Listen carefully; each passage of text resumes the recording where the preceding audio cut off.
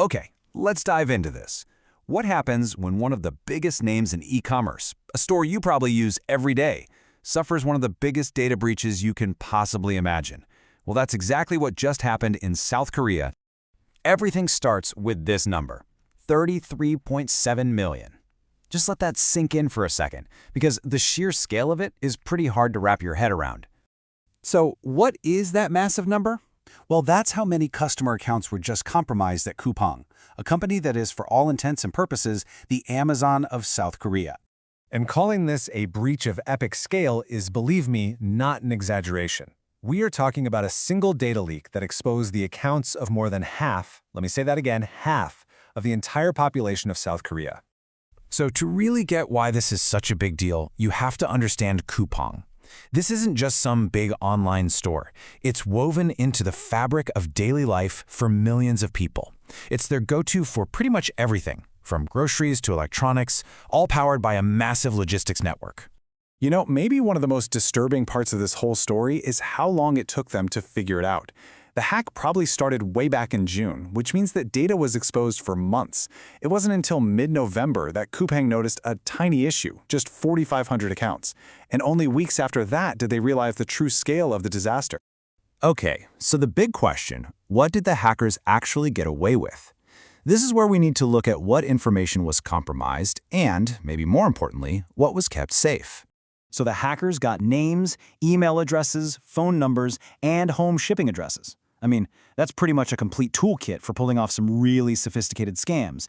But, and this is a really big but, Coupang insisted that the most critical stuff, like credit card information and your actual passwords, remain secure.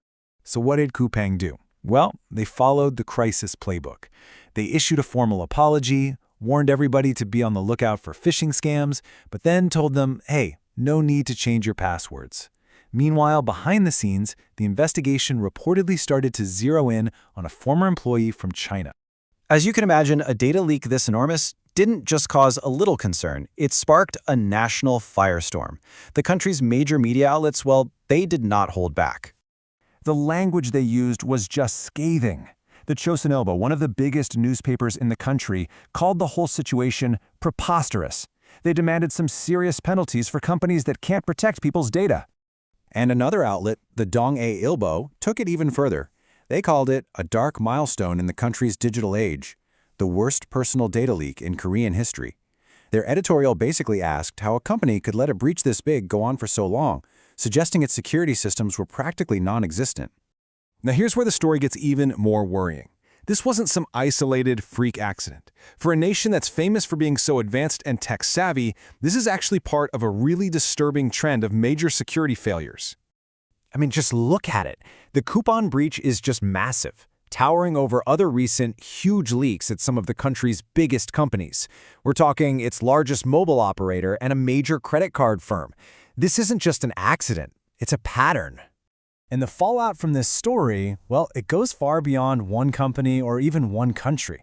At the end of the day, the Coupang breach forces all of us to face a pretty fundamental and uncomfortable question about our digital lives. So let's just recap the key takeaways here. The personal data of over 33 million people got exposed, making them targets for all kinds of scams. This was all made possible by some really critical security weaknesses, especially with how slow the company was to even notice. And maybe most importantly, this isn't a one-off thing, but the biggest in a whole series of major data protection failures. The whole Coupang situation is just a huge wake-up call about how fragile our personal information really is. It leaves us all with this one deeply unsettling question. If the biggest and most sophisticated companies in the world can't protect our data, then who can?